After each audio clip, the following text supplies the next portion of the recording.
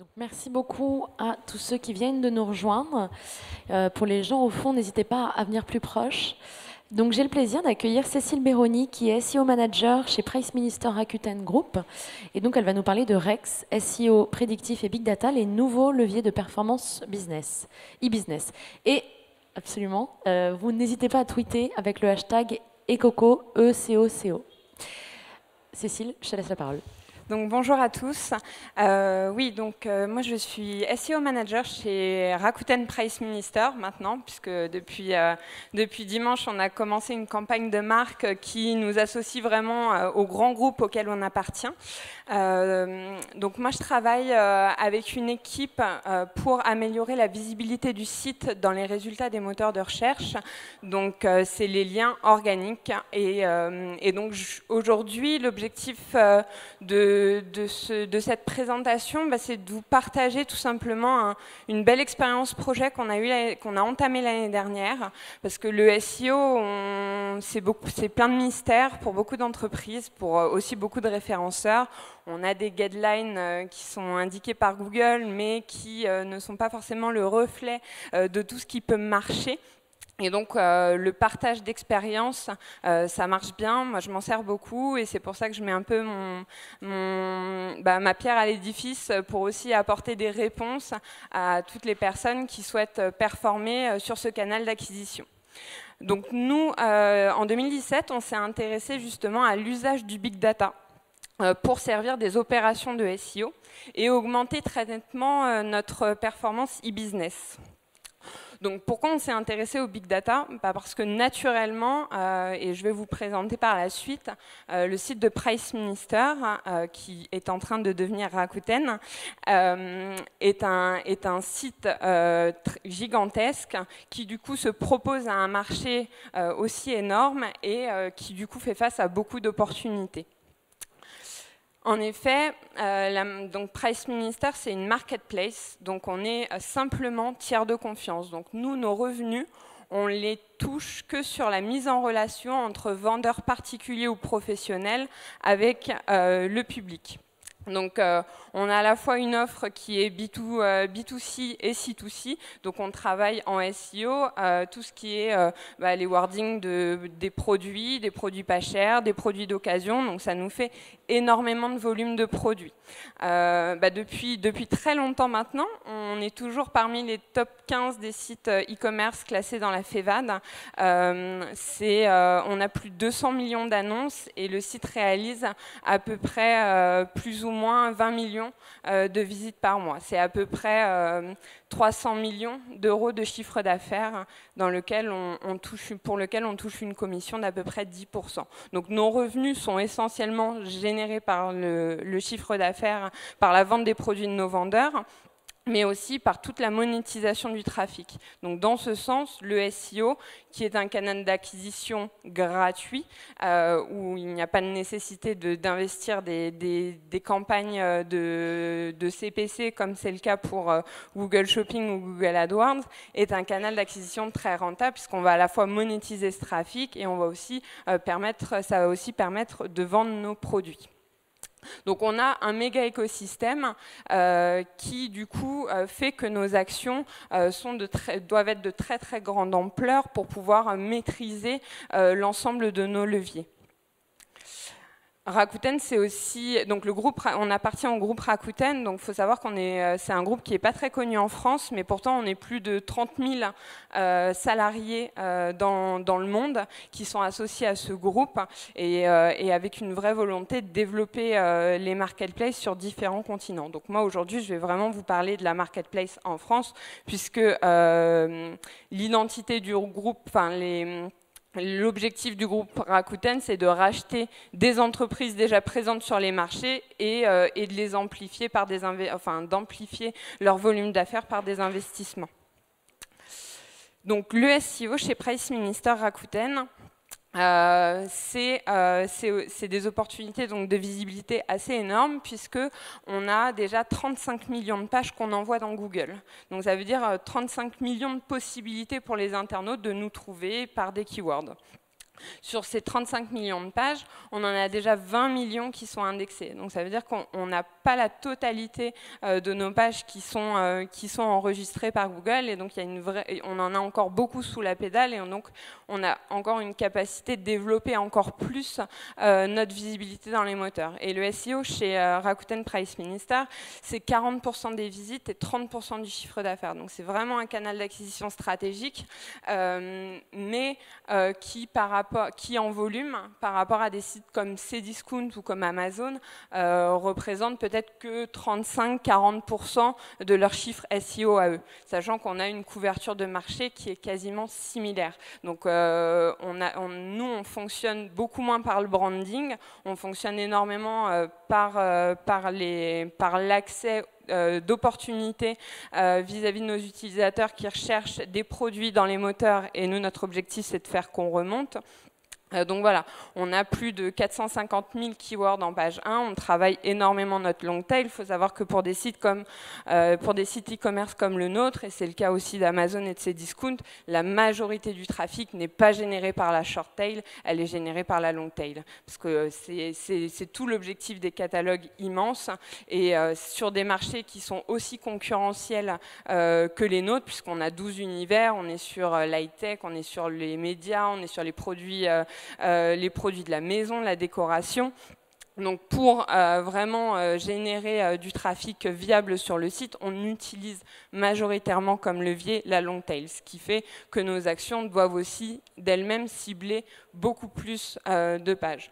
Pour juste vous donner un niveau de revenu, le SEO permet au groupe Rakuten Price Minister de générer à peu près 9 millions de revenus par an, qui sont gérés par une équipe de 4 personnes. Donc c'est hyper rentable.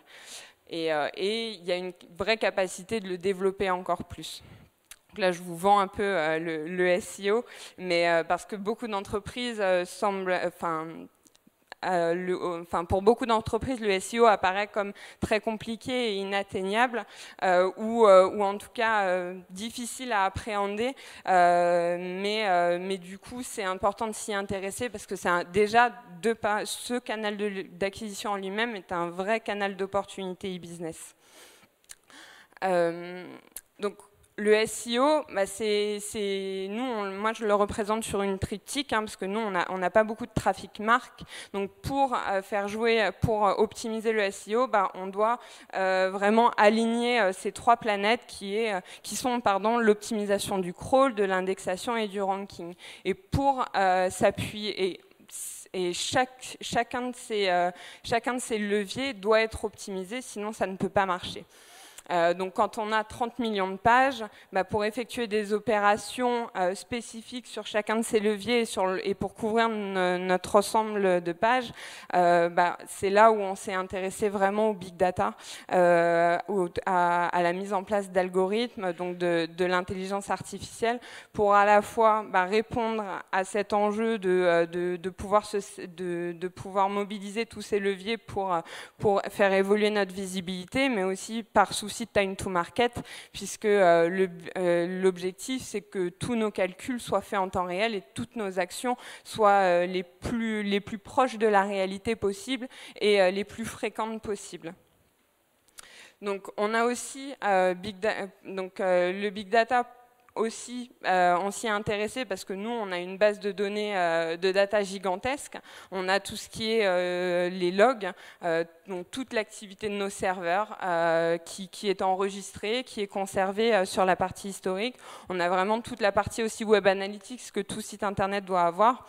On utilise aussi beaucoup de data externe liée à des outils SEO, et ensuite on a toute notre data catalogue qui est liée aux fluctuations de stock et produits sur notre catalogue. Donc tout ça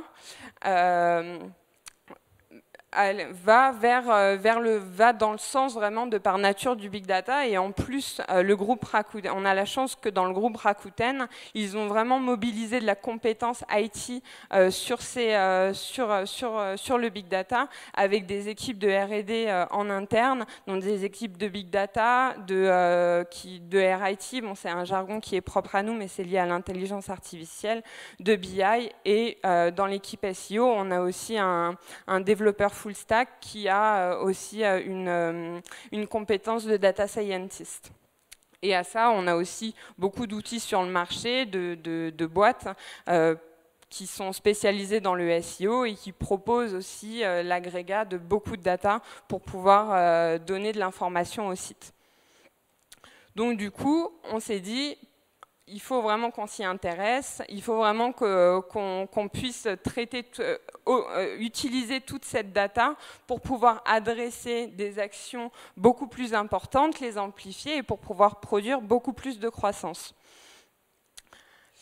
Alors, comment ça marche? Alors ça, c'est typiquement le mail, enfin le graphique que m'avait envoyé le data scientist de mon pôle Big Data quand je lui ai dit comment on peut fonctionner avec vous. Ce qu'il m'a dit, c'est que tout simplement, ce qui est en vert, c'est moi, donc l'humain, et ce qui est en rouge, c'est l'outil. Et donc, c'est tout ce qui va être fait par l'outil, qui va être développé et qui va fonctionner tout seul. Donc, moi, en tant qu'humain, j'apporte quoi? J'apporte un projet, j'apporte des objectifs à ce projet, et ensuite, je livre beaucoup de data, des data qui vont correspondre à des variables qui vont pouvoir être derrière analysées. Une fois que ces variables sont analysées par des outils de big data, bien sûr, on va identifier des patterns, donc des structures qui permettent de répondre à l'objectif que j'ai fixé. Je vais vous donner des exemples ensuite sur quelques projets qu'on a réalisés.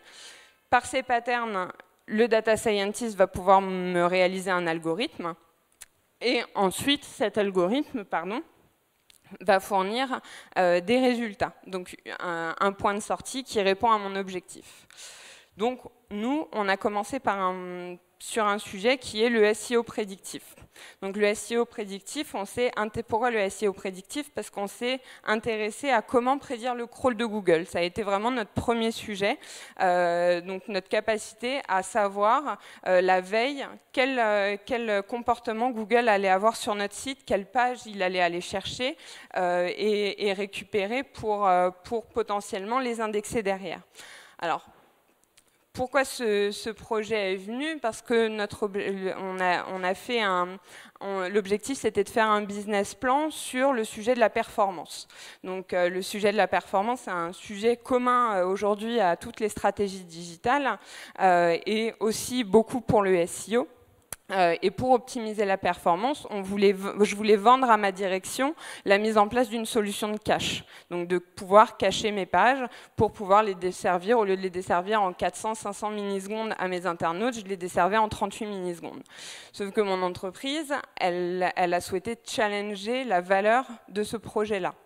Donc du coup, ce qu'on a fait, donc nos specs, c'était de dire qu'on avait 3 millions de hits par jour de Google faits sur notre site et qu'on avait une taille du cache pour dépenser pas beaucoup, enfin pour vraiment rien dépenser, donc en version gratuite pour utiliser un cache en essai de 1 million d'URL. Donc l'objectif, c'était vraiment de pouvoir matcher les 1 million d'URL, d'avoir le plus d'URL qui étaient prises par Google et qui tombaient dans le cache. Sachant qu'on a 30 millions d'URL sur le site, donc les 3 millions par jour qui sont crawlés par Google ne sont pas les mêmes chaque jour. Parce que l'objectif, c'est qu'ils fassent le tour de notre site aussi le plus rapidement possible. Donc, qu'est-ce qu'on a fait? On a pris tous nos logs, on a sourcé beaucoup de data, on a identifié depuis 5 ans quel était le comportement de Google sur notre site chaque jour, quels étaient les différents types de pages et pourquoi il allait voir ces pages-là plutôt que d'autres. Est-ce que c'était des pages qui avaient généré de la visite? Est-ce que c'était des pages qui avaient été crawlées la veille? Est-ce que c'était des pages qui avaient déjà été crawlées plusieurs fois dans le temps? Est-ce que c'était des pages qui avaient été crawlées par le Google Ads Bot, donc qui est le crawler pour Google Shopping, par exemple? Est-ce que c'était des pages qui avaient été crawlées par médias partenaires parce que c'est un bot aussi et qui contrôle la monétisation de notre site? Voilà, on a vraiment identifié tous ces signaux. Est-ce que c'était des nouvelles URL? Et on a identifié tous ces signaux et à partir de ça, on a créé différentes structures qui amenaient à l'objectif, oui, ça sera des URL qui seront crawlées demain. Et donc sur cette première initiation projet usage du big data SEO, on a eu des super résultats. Ça veut dire qu'on a réussi à être capable de prédire 61% du crawl de Google. Donc ça a été notre pic. Après, on était plus sur l'ordre de 40% du crawl, mais quand on connaît la technologie utilisée par Google, c'est quand même hyper gratifiant de pouvoir savoir qu'on est capable de comprendre au minima son comportement sur notre site. Et donc le résultat qui a été présenté, c'est que parce qu'on avait été capable du coup de faire passer Google, enfin les hits de Google à 40% dans notre cache, et donc du coup sur une moyenne globale de réduire nos temps de réponse, on avait très nettement, vous voyez, c'est la courbe en bleu, on avait été capable très nettement d'augmenter le temps de rotation du crawl sur notre catalogue. Ça veut dire que là, par exemple, sur cette courbe-là, c'était avant la mise en place du cache. On était à 6 millions d'URL crawlés en 250 jours. Et là, en 250 jours, on était à 10 millions. Donc on a très nettement augmenté l'objectif, on a très nettement répondu à l'objectif qui était de dire qu'on avait divisé par 2 le temps de rotation du crawl et qu'on avait été capable de prédire près de 61% du crawl de Google. Et ça s'est vu tout de suite dans les résultats, puisque en donnant à Google 40% des pages dans un cache, on a diminué, et vous voyez en bas ici, le temps de réponse de notre site, et Google a tout de suite directement augmenté le nombre de pages crawlées par jour. Donc, ce qui nous a permis de prouver à notre direction que diminuer les temps de réponse permettait d'augmenter très nettement le nombre de pages crawlées par Google. Et donc derrière, de pouvoir proposer une solution de cache à étendre sur l'ensemble des pages du site. Donc voilà, et on a eu en résultat plus de 56% de pages crawlées par jour, rien que par la mise en place d'un cache sur 40% des hits. Donc là, on s'est dit, ouais, le big data, c'est vraiment pas mal. Ça nous permet quand même de traiter beaucoup plus d'informations plus rapidement, d'appliquer une logique humaine de façon beaucoup plus importante à un ensemble. Et donc, du coup, on s'est dit, on continue. Et on a continué sur une problématique aussi, c'est comment deviner les futures landing pages. Ça veut dire comment sortir des pages qui vont être cohérentes par rapport à des évolutions de tendance, pas être trop en retard sur le cycle, mais vraiment sortir des pages en avance qui iraient directement se positionner dans les moteurs, parce que derrière, ça sera les nouvelles tendances de recherche. Donc là, pareil, on a agrégé beaucoup de data. Alors là, sur ce projet-là, on a agrégé beaucoup de data externe. On s'est servi d'outils comme Autoritas, Searchmetrics, la Search Console pour pouvoir identifier des évolutions de croissance sur des keywords. Dans un deuxième temps, on a aussi interrogé notre catalogue en interne, c'est-à-dire est-ce qu'on avait des réponses produits sur ces keywords-là. Et ce qui nous a permis de sortir en l'espace de 6 mois 1 million de nouvelles pages. Donc c'est assez énorme, mais quand on voit que Price Minister fait 30 millions de pages SEO, ça paraît peu, et nous, c'est la quantité minimale pour pouvoir derrière générer beaucoup plus de croissance. Donc voilà. Sur ce sujet-là. Et donc ce sujet-là, ça a été un de nos plus gros impacts business en termes d'usage du big data, puisqu'on a gagné en l'espace de 1 an plus de 67% de visibilité. Donc pour vous dire, sur le chapitre d'entrée qui a été touché par cette optimisation-là, c'est à peu près les mêmes volumes de croissance. Donc on était à 67% de volume de croissance et un peu moins de 60% de volume de chiffre d'affaires en plus. Donc nous, on parle toujours en year-on-year. Donc c'est des volumes qui sont très appréciables et de performance. Surtout derrière, cette intelligence, c'est une intelligence qui continue à fonctionner toute seule. Et c'est ça, tout l'intérêt du big data, c'est qu'une fois qu'on a trouvé l'intelligence, alors oui, il y a des sessions d'adaptation, on va l'enrichir, on va enrichir l'algorithme d'autres data, d'autres variables. L'algorithme va lui-même définir des coefficients par rapport à l'évolution de ces variables dans le temps.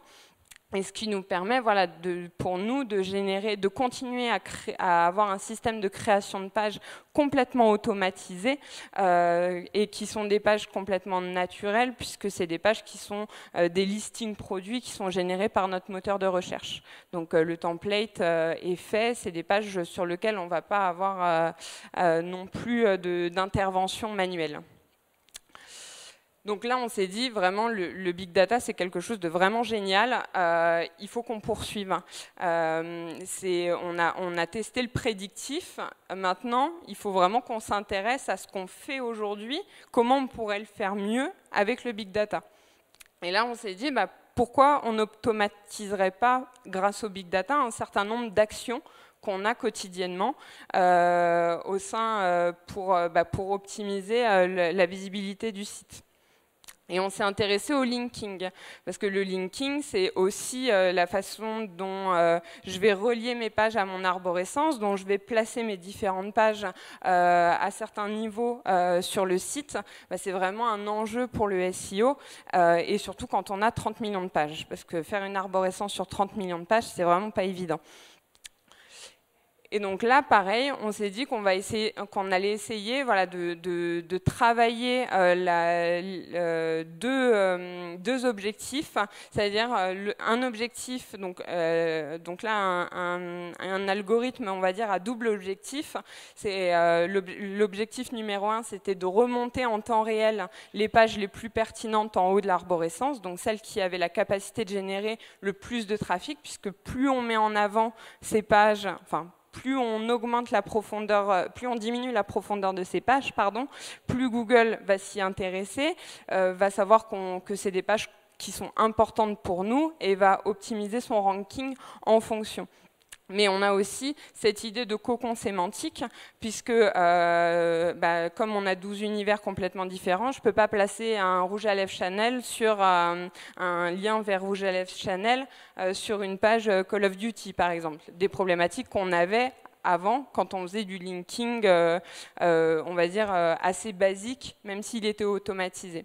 Et donc, du coup, voilà, on a, dans ce process-là, on a extrait tous nos contenus internes, on a récupéré beaucoup de données externes, qui étaient les volumes de recherche par rapport aux mots-clés pour savoir pour obtenir un ranking sur ces mots-clés.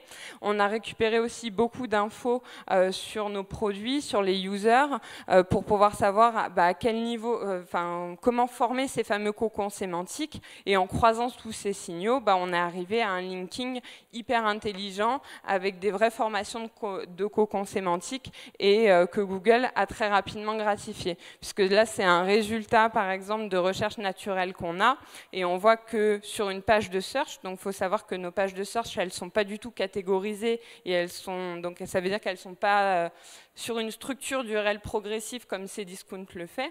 Donc pour nous, c'est une page lambda qui n'appartient à rien dans l'arborescence de notre site. En réalisant un linking interne, donc à l'intérieur de cette page, j'ai un bloc de liens qui est lié à qui est généré par cet algorithme que je vous ai présenté juste avant. Et donc, Google a complètement accepté et donné de l'importance à ce linking, puisqu'il remonte complètement ce linking en dessous du résultat de recherche. Donc voilà, donc c'est un effet, bon, il y a un effet sur les critères d'usage, ça c'est sûr, mais il y a aussi un effet surtout sur le positionnement SEO. La sélection de pages. Alors, quand on a un site de 30 millions de pages, on a, par exemple, quand on tape la requête Price Minister iPhone 7, on a 4 pages qui sont remontées par Google et qui peuvent potentiellement prétendre à la réponse qu'on souhaite, donc qui est au keyword qu'on cible, qui est iPhone 7. Et donc, l'objectif de ce projet-là, en termes de big data, c'était de savoir comment on pouvait identifier et envoyer la bonne page à Google. Donc là, par rapport à ce projet-là, on a vraiment cherché à récupérer, pareil, toutes les données externes sur nos URL. Donc, est-ce que c'était des pages, est-ce que les réponses attendues sur ce type de requête étaient des réponses médias? Est-ce que c'était des réponses e-commerce précises, donc là où je remonte une fiche produit?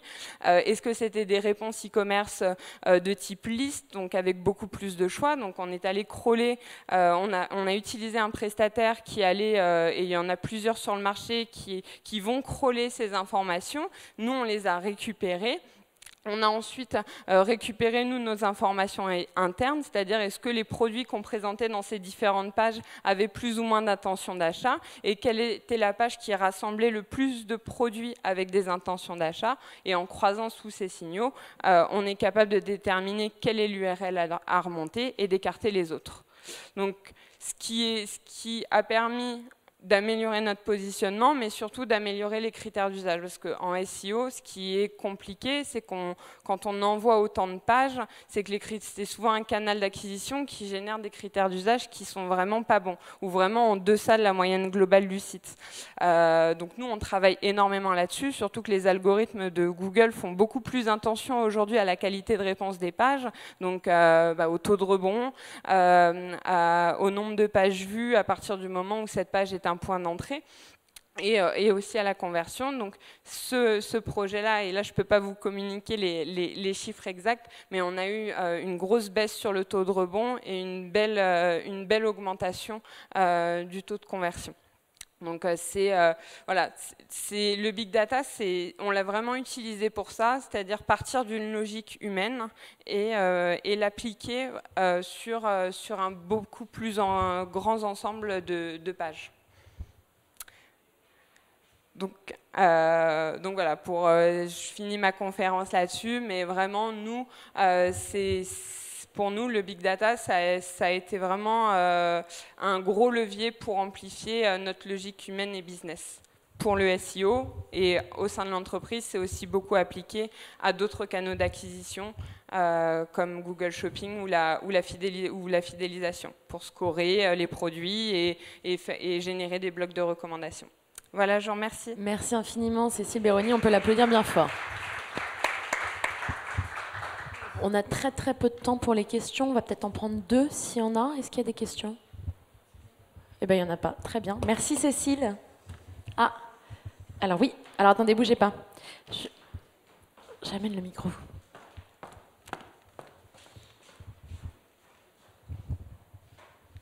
Oh, ça va être une question très rapide.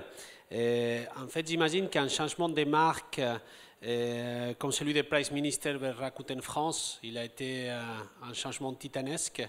Comment ça a impacté les équipes SEO et combien de temps vous avez pris en avant tous ces changements? Alors ça, je vous dirai ça dans quelques semaines, puisque c'est un peu masqué, mais on n'a pas encore changé le nom de domaine. C'est prévu, mais comme on a fait la migration HTTPS il y a 2 mois, là on recommence une migration, et donc oui, il y a beaucoup de mesures qui ont été prises et dont la plupart de ces outils vont vraiment nous servir pour pouvoir réindexer complètement le nouveau nom de domaine et l'ensemble des URL sur ce nouveau nom de domaine. Merci Cécile.